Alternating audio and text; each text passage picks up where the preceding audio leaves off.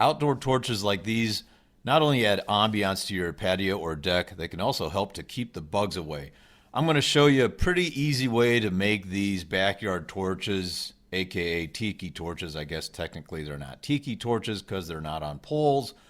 Regardless, these DIY torches are easy to make, durable, inexpensive, and attractive. Let's dive in. Get a couple of mason jars like these with the metal screw on tops, the metal lids. They're the best things to use to make DIY torches. And I've seen these at dollar stores, so they don't have to be expensive. We'll need to drill a hole in the center of our lid for our torch holder. And I'm just measuring across 2.5 inches across with tape measure. You could use a compass if you have one, I don't. And so I'm going to put a first mark at 1.25 inches, kind of right in the center. And then I'm going to turn the lid perpendicular and make another mark. Same thing, 1.25 inches in, and then I'm going to join those two marks together to make an X. X marks the spot, which is appropriate. It's kind of a pirate-themed tiki torch. And then I will be able to drill right dead center of that lid. And you would think I would use a drill press, but it turned out the drill press wasn't ideal. Instead, I just clamped down this lid with some scrap wood and just used the handheld drill. And this is actually a wood drill bit, but for my purposes, it worked just fine. I really just need to get in there and kind of cut a good groove around the metal. And once I did that, as you can see, it was kind of stopping the drill bit, but I was able to get the cut I needed, and you don't want to touch that, of course. That's sharp metal. By the way, be aware I'm using a 1/2 inch drill bit, which creates a hole just perfect for this particular brass shark bite implement, 3/4 inch by 1/2 inch, 3/4 inch on one end, 1/2 inch on the other end. And I'm going to show you in real time without any edits how easy it is to screw in this fitting, this brass fitting, into our freshly drilled lid. And I found the best way to screw it all together was to put the lid onto the jar, and that lid kind of is held in place like so, and then I'm actually holding the camera with one hand and screwing this fitting in with the other hand, all by hand.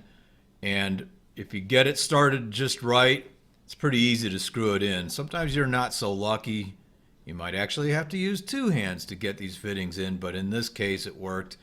And let me just pull the lid off and I can show you that a few threads have already gone through the lid, which is great because then it's pretty much smooth sailing. Hey, how appropriate, huh? From here on out. What's great about these fittings, these threaded fittings, is I don't use any sealants or glues or any adhesives to get them in place, to seal them in place. There's really no need. And I'm showing you another torch that I put together. This one I also was able to just screw the whole fitting into the lid by hand, doing it one-handed again. Towards the end, to get a good snug fit, yeah, you'll have to use some pliers like so, but getting a snug fit means you won't have to use sealants or adhesives, etc. And boy, is this a lot easier than soldering, right? You want to make sure you're threading these fittings in correctly, because if you do that, you'll have a nice centered piece, as I'm demonstrating right here by turning the whole jar around.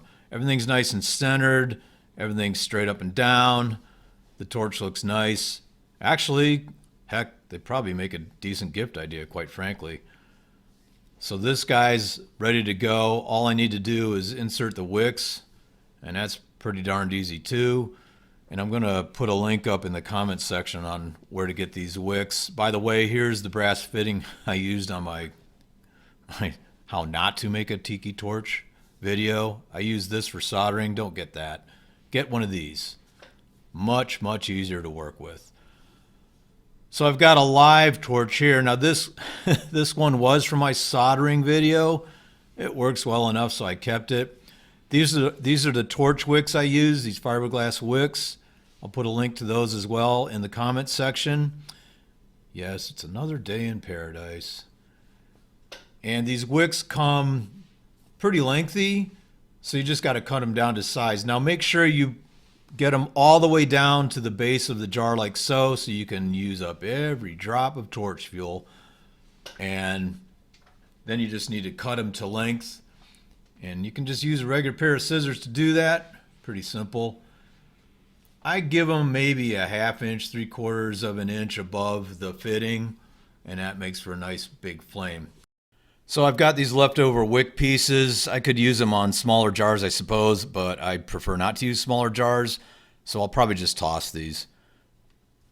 Anyway, what a beautiful evening. Glass of wine, little guitar action, and a couple of tiki torches to keep the bugs away and create some ambiance. Hope your summer evenings look as pleasant as this one does. If you like this video, please check out my dozens of other DIY videos. And if you haven't already, please subscribe. Thanks for watching.